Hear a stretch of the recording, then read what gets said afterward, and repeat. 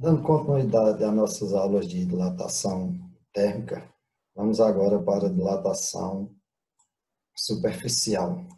Observamos aqui uma chapa metálica. Ao aquecer essa chapa, ela vai aumentar o seu tamanho em todas as dimensões. Então, vem a pergunta: quando a temperatura varia, o comprimento da placa é alterado? Observe que sim. Quando a temperatura varia, a largura da placa também varia? Sim. Agora observe aqui. E a espessura? A espessura não varia ou a espessura varia de forma desprezível em relação às outras dimensões em questão? A gente observa que ela aumenta, também diminui, só que ela é desprezível com relação às outras dimensões. Na simulação da página anterior, você observou que a dilatação térmica sofrida pela chapa metálica é bastante pronunciada em duas de suas dimensões. Estas dimensões definem a superfície, por isso, o fenômeno aqui observado é chamado de dilatação superficial. Dilatação superficial é a dilatação em duas dimensões. Duas dimensões, a gente observa que todo material que tem duas dimensões, ele também tem uma outra dimensão. Só que essa outra dimensão ela é desprezível em relação às outras dimensões. E a gente trabalha sempre com material isotrópicos. Estes materiais eles se dilatam igualmente em todas as dimensões. Observe. Todos esses objetos aqui são objetos que se dilatam em duas dimensões. Vamos observar aqui um experimento. Nós temos uma chapa com superfície SO e outra chapa com superfície 2SO, ou seja, a área dessa chapa aqui é o dobro dessa. Ao aquecer essa chapa, considerando que a menor tem 1 metro quadrado, houve uma variação de ΔS. Se essa é o dobro, naturalmente houve uma variação de 2 ΔS. Se eu aumentar aqui para 2, ou seja, o dobro, aumentará também o dobro na sua dilatação. A gente considera duas dimensões, por quê? Porque a espessura da chapa é desprezível em relação ao comprimento e à largura. Então, essa chapa ela se dilata em duas dimensões. Por isso que é chamado de dilatação superficial, porque aumenta a área da superfície. Vamos observar aqui que eu tenho a chapa com superfície inicial SO, tem uma área inicial, e eu vou aquecê-la a 10 graus Celsius. Observe que ela vai haver uma variação de ΔS. Se eu dobrar a temperatura, naturalmente eu vou estar dobrando também o aumento da sua superfície, ou seja, dobrando o ΔS. Se eu triplicar, eu vou triplicar o aumento da sua área. Então, eu observo aqui, ó, qual o fator que influiu na variação da área da chapa? A variação da temperatura ou a densidade? A variação da temperatura. A variação da área, ΔS, é inversamente proporcional à variação da temperatura, ΔT. Quando se diz inversamente proporcional, está dizendo que quando um aumenta, a outra diminui. Mas não, ela é diretamente proporcional, porque quando eu aumento a temperatura, vai aumentar também a minha área inicial. Então, a variação da superfície ela é diretamente proporcional à variação da temperatura. Vamos observar aqui a mesma coisa em relação aos materiais. Cada material possui seu coeficiente de dilatação superficial específico.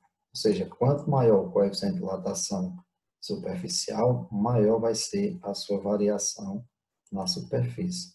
E tem aqui vários materiais. Eu vou observar o alumínio. Observe que ele vai ter uma variação de comprimento aqui, se considerar cada ponto desse 1 centímetro de 10 centímetros e aqui pouco mais de 3 centímetros. Se eu aquecer o chumbo, observe, é fácil perceber que a dilatação do chumbo à mesma temperatura é maior que a do alumínio. Isso quer dizer que o chumbo tem um coeficiente de dilatação maior que o do alumínio. Se eu observar o granito, ao aquecer o granito, a gente vai perceber que sua variação de aumento de superfície ela é menor que a dos outros metais. Então, observe que a variação da área ΔS depende do material que constitui a chapa. Da mesma forma, o coeficiente linear. Quanto maior o coeficiente linear, maior a dilatação linear. Quanto maior o coeficiente superficial, maior é a dilatação superficial do material. Então, vamos observar aqui que a variação da superfície ΔS é diretamente proporcional à sua superfície inicial SO, ou seja, quanto maior a variação da superfície, é porque maior foi sua superfície inicial. A variação da superfície ΔS é diretamente proporcional à variação da temperatura, ou seja, ΔS é diretamente proporcional a ΔT. Então, a gente vai observar que a variação da superfície depende do tipo de material que constitui a placa. Mesma coisa relacionada lá ao coeficiente linear, certo? Quem vai definir quem vai se expandir ou se contrair mais é exatamente o coeficiente linear e também a temperatura. Então, a gente pode usar a mesma fórmula. ΔS, que é a variação da superfície, ou seja, quanto aumentou a superfície ao ser aquecida ou a ser esfriada, coeficiente de dilatação superficial, superfície inicial e variação da temperatura. Aqui nós temos que o coeficiente de dilatação linear e o coeficiente de dilatação superficial, eles têm uma constante de proporcionalidade e é indicada de acordo com o material, para verificar o quanto ele vai se dilatar ou o quanto ele vai se contrair. Nós vamos observar aqui a relação que existe entre os coeficientes de dilatação linear e superficial. Observem que cada material possui seu coeficiente específico. Chumbo, alumínio, prata. Observe que os metais ele tem sempre o coeficiente de dilatação maior que os outros materiais, ou seja, eles têm mais facilidade de aumentar ou diminuir o seu tamanho de acordo com a variação da temperatura. Se eu observar aqui a tabela, a gente tem condições de identificar a relação entre o coeficiente de dilatação linear e o coeficiente de dilatação superficial. Observe que sempre o superficial é o dobro do linear, 27, 54, 22, 44 e assim por diante. Então, se você tem um coeficiente linear de um material, naturalmente você tem o superficial, ou seja, é só multiplicar por 2, ou seja, só é dobrar esse valor. Então, vamos dando continuidade, vamos observar aqui um exemplo onde fala de uma situação que eu tenho uma placa a uma determinada temperatura. Na temperatura de 15 graus Celsius, encontramos uma chapa de cobre com superfície de área de 100 centímetros quadrados. Qual o aumento da área da chapa, ao ser fornecida 515 graus Celsius de temperatura? Ou seja, eu tenho uma chapa de 100 centímetros quadrados, ela está a temperatura de 15 graus. Ao aquecer essa chapa a 15 graus, qual vai ser sua área final? Ou qual vai ser o aumento da sua superfície? Então, observe, eu tenho aqui os dados. A temperatura inicial, temperatura final, coeficiente de dilatação superficial. Observe que ele já deu aqui o coeficiente de dilatação superficial, é exatamente o que vai determinar esse aumento. Ele quer saber exatamente esse aumento. Esse ΔS é o aumento da chapa. E S é a superfície final, ou seja, a área final da chapa. Então, com esses dados, nós podemos utilizar a fórmula que nós já conhecemos para calcular a variação da temperatura, TF menos TI, ou seja, 515 menos 15 vai ser igual a 500, a variação da temperatura. Com o aumento de temperatura, naturalmente vai aumentar a sua área. Então, ΔS, que é a variação da área, ou seja, o aumento que ocorreu a partir do aumento da temperatura, substituindo na expressão, nós temos aqui, ó. Observe que nós vamos substituir usando a mesma técnica da dilatação linear. ΔS, superficial, variação superficial, área inicial, que foi dada aqui 100, vezes o coeficiente de dilatação, 3,2 vezes 10 a menos 5, vezes a temperatura, que é 500. Quando eu faço esses cálculos, eu vou perceber que houve uma variação na área de 1,6 centímetros quadrados, que é exatamente essa área aqui. Ó. Quando aqueceu a barra, ela aumentou essa área aqui, que é chamada de ΔS. Se fosse para calcular a área final, a superfície final, bastava eu pegar e somar essa variação com a área inicial. Nós temos aqui outro exemplo. Nós temos as dimensões de uma placa metálica retangular, onde nós temos o comprimento e a largura, a 0 graus Celsius.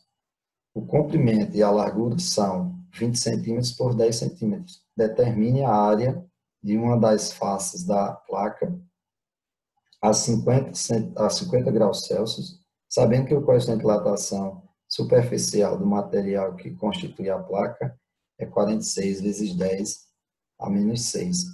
Então, observe que não foi dada a área inicial, mas foi dada suas dimensões. Como é um retângulo, fica fácil da gente perceber como calcular essa área. Nós temos os dados: temperatura inicial, largura, comprimento, coeficiente de dilatação superficial e temperatura final. Aqui nós podemos calcular a área inicial, multiplicando largura vezes comprimento, que nós vamos ter 200 centímetros quadrados. E aqui tem a variação da temperatura, que é 50 graus Celsius. Observe que ele vai utilizar a fórmula que a gente calcula diretamente a área final, que aqui é ΔS é igual, S é igual a SO, 1 mais coeficiente de dilatação vezes a variação da temperatura. Mas eu também acho uma forma mais prática é calcular ΔS. Quando se fosse calcular ΔS igual a SO vezes coeficiente de dilatação vezes a variação da temperatura, eu ia encontrar 0,46. Para encontrar a área final, basta somar com a área inicial. Nós temos aqui mais um exemplo, onde tem uma placa apresenta inicialmente a área de 1 metro quadrado a 0 graus Celsius. A ser aquecida até 50 graus Celsius, sua área aumenta de 0,8 centímetros quadrados. Determina o coeficiente de dilatação superficial e linear médio do material que constitui a placa. Observe que aqui eu tenho uma situação bastante interessante, que o comprimento, a área inicial foi dada em metros quadrados e a variação da área foi dada em centímetros quadrados. Então, tem que transformar 1 metro quadrado equivale a 10 elevado a 4 centímetros quadrados, ou seja, se vai multiplicar por 100 duas vezes, ou seja, multiplicar por 10.000. E temos aqui a variação da temperatura. Na lei da dilatação superficial, quando eu isolar aqui o coeficiente de dilatação, que é o que eu quero encontrar, basta eu dividir ΔS por SO vezes ΔT, que a gente vai encontrar o coeficiente de dilatação superficial, beta, 1,6. Como nós vimos anteriormente, o coeficiente de dilatação linear é a metade do coeficiente de dilatação